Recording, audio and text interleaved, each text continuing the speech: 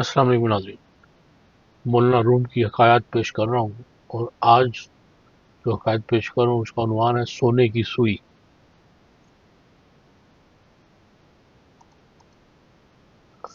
جب حق تعالیٰ کی رحمت و عنایت سلطان ابراہیم بن ادم رحمۃ اللہ علیہ کی طرف متوجہ ہوئی تو ان پر عشق حقیقت کا ایسا رنگ چڑھا کہ بلخ کی سلطنت چھوٹ گئی، مگر باطنی سلطنت ایسی ملی جس کے سامنے ہفت اقلیم کی سلطنت بلکہ زمین و آسمان کے خزانے بھی بے حقیقت ہو گئے۔ شاہ کو خود کی خبر نہ تھی کہ سلطنت کا سرسبز و شاداب باغ آج سے حقیقی کی نظر ہونے والا ہے۔ کوڑیاں چھن کر جوہرات عطا ہونے والے ہیں، خارستان سوختہ ہو کر چمرستان بے خزاں بننے والا ہے۔ جب کسی کے بھلے دن آتے ہیں تو اسی طرح ہوتا ہے۔ حضرت ابراہیم بن ادم رحمۃ اللہ علیہ رات کو بالا خانے پر سو رہے تھے کہ اچانک پاؤں کی آہٹ محسوس ہوئی۔ گھبرا کے رات کے وقت شاہی بالا خانہ پر کون لوگ ایسی جرات کر سکتے ہیں؟ دریافت فرمایا، اے واردین کرام، آپ کون لوگ ہیں؟ یہ فرشتے تھے جو حق تعالیٰ کی طرف سے غفرزدہ دل پر چوٹ لگانے آئے تھے۔ فرشتوں نے جواب دیا، ہم یہاں اپنا اونٹ تلاش کر رہے ہیں۔ بادشاہ نے کہا، حیرت ہے کہ شاہی بالا خانہ پر اونٹ تلاش کیا جا رہا ہے۔ ان حضرات نے جواب دیا کہ ہمیں اس سے زیادہ حیرت آپ پر ہے، اس ناز پروری اور عیش میں خدا کو تلاش کیا جا رہا ہے۔ ان نے بادشاہ سے کہا کہ تو شاہی تخت پر حق تعالیٰ کی ملاقات کو کیوں تلاش کر رہا ہے؟ یہ کہہ کر وہ رجال غیب تو غائب ہو گئے، لیکن بادشاہ کے دل پر ایسی چوٹ لگ گئی کہ ملک و سلطنت سے دل سرد ہو گیا۔ مولانا روم فرماتے ہیں کہ اے لوگوں، سلطنت کو مثل ابراہیم بن ادم کہ جلد خیر بات کہہ دو، تاکہ ان کی طرح تم پر بھی سلطنت باطنی سے مشرف ہو جاؤ۔ عشق حقیقی جب اغلب ہوا تو حضرت ابراہیم بن ادم سلطنت ترک کرنے پر مجبور ہو گئے۔ عشق کائنات کی تمام لذتوں سے دل کو بیزار کر دیتا ہے۔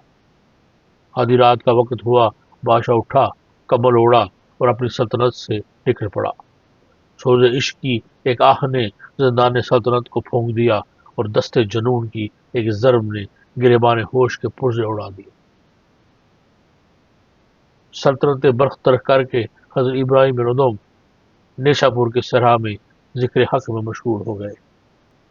اے محبوب حقیقی، اپنے ذکر کے علاوہ مجھے کسی کام میں مشغول نہ کیجیے، اور اپنے کرم کے صدقے میں اپنے عشق سے مجھے معذول نہ فرمائیے۔ حق تعالیٰ کا ذکر ہی اس طرح روح کی غذا ہے، اور اللہ تعالیٰ کی محبت سے زخمی دل کے لیے ذکر حق ہی مرہم ہے۔ اب 10 برس تک سرائے نیشا پور میں دیوانہ وار عبادت میں مشغول رہے۔ سلطان ابراہیم نے جب اپنے باطن میں نسبت اور تعلق باللہ کا بدر کامل روشن دیکھ لیا تو تمام خواہشات نفسانیہ اور ظاہری آرائشوں سے مستعفی ہو گئے، مستغنا ہو گئے۔ کہاں تاج و تخت اور کہاں اب دریا کے کنارے بیٹھے ہوئے گڈری سی رہے ہیں۔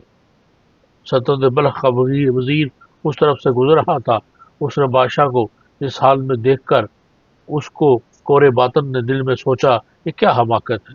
ہفتے اقلیم کی سلطنت ترک کر کے مصر گداگروں کے گڈری سی رہے ہیں۔ حضرت ابراہیم بن ادم کو معلوم ہو گیا کہ یہ کیا سوچ رہا ہے۔ آپ نے فوراً اپنی سوئی دریا میں پھینک دی اور بآواز بلند دعا فرمائی کہ اللہ تعالیٰ میری سوئی مجھے واپس عطا فرمائی جائے۔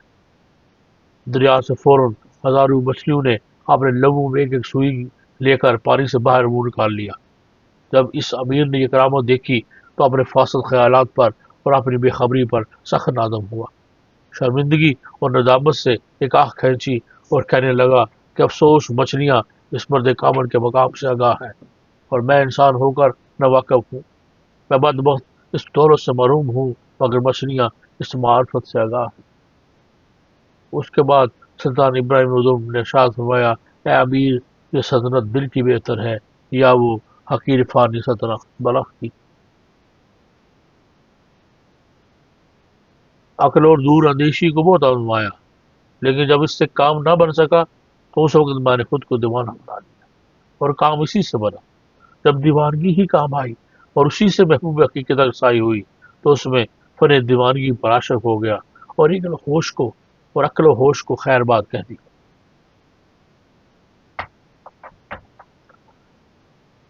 اس عقائد میں درس ہمارے لیے یہ ہے کہ جو خدا کا ہو جاتا ہے خدا اس کا ہو جاتا ہے۔